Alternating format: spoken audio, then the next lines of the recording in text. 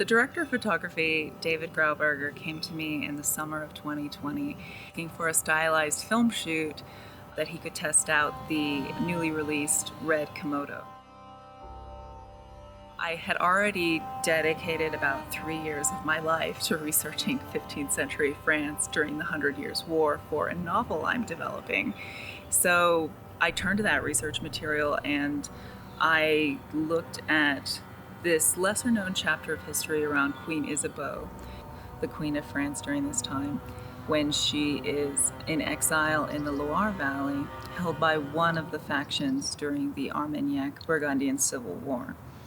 There's a lot of controversy around her as a character, but what I found in recent scholarship shows that she's a much stronger female lead than people previously gave her credit for.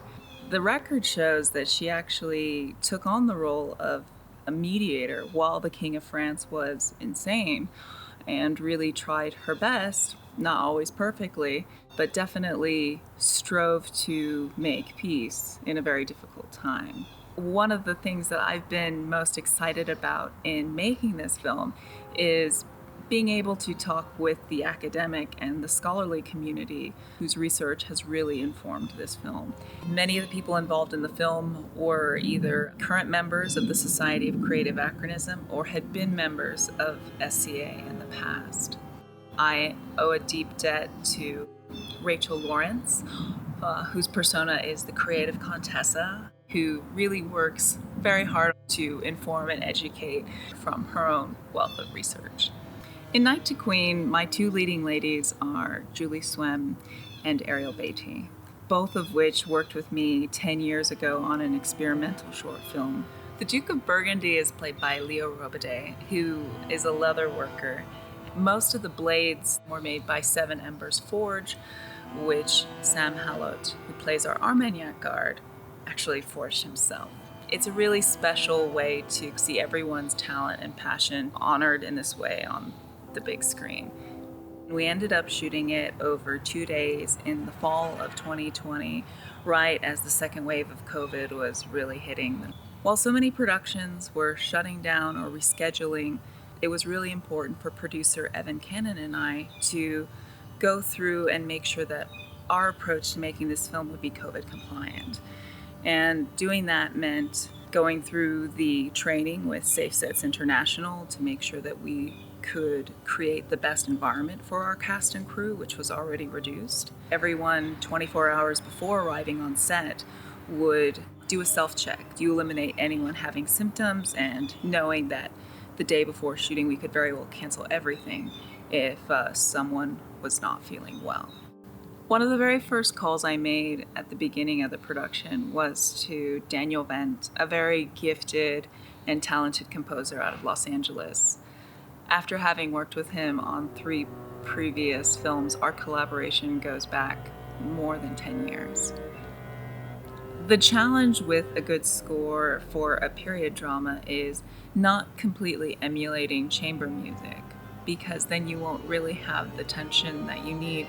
So Daniel and I discussed taking period instruments and writing solos in order to kind of give that feeling of the period.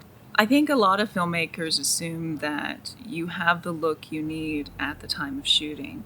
And really the film didn't come together in full until we completed our color pass. Not being able to shoot in France, and yet as a French national who works between France and the US, David Bode with Cosmos Productions was able to give Knight to Queen this beautiful antique golden look that really accentuates green as a symbol of the Queen's tension throughout the film. I've always believed that film is a universal language of its own, and my hope when we were shooting was to do it as a silent film so it would better globally translate. But when you're dealing with such a specific period of history, in post it soon became apparent that a voiceover would be necessary. Almost a year later, Julie Swem reprised her original role as Queen Isabeau, recorded the voiceover for the English language version. I was lucky enough to work with a wonderful translator who's also a scholar in this period to translate the French language version. Corentin not only translated the modern English into modern French, but he took the text of the original manuscript and translated the Middle French into modern French.